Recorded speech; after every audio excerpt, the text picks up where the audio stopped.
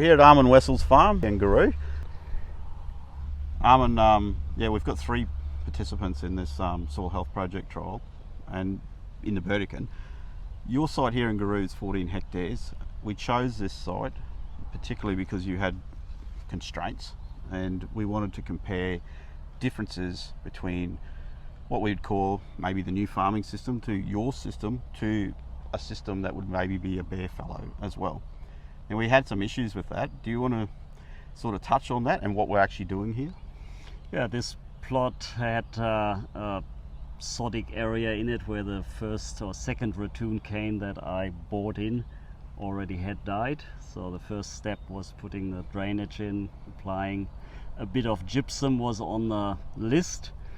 And then you approached me because you were looking for a site, and I thought this is the ideal way to get more information about this soil and the living beings in it and how things react when I do things with the soil or put drainage, mill mud, whatever into the ground.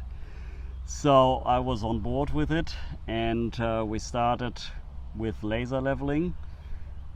Then we cut the block up into basically 3 sections. One was a wider row spacing. My standard is 1.7 on this farm. We took the 6 foot, so 1.83. Then a second area was a different fallow treatment. Instead of my standard soybeans, it went to, initially was proposed to be bare, but being on the Horton River, I got a bit scared and convinced you guys to put millet in, which with the last flood was probably a good decision. Very good option. Yeah. So that was the second treatment area, and then the rest of the block was my normal farming style, 1.7 and soybeans. That was the fallow difference. Then when we planted the cane, or when we planted the soybeans, already was an issue with soakage. Yep.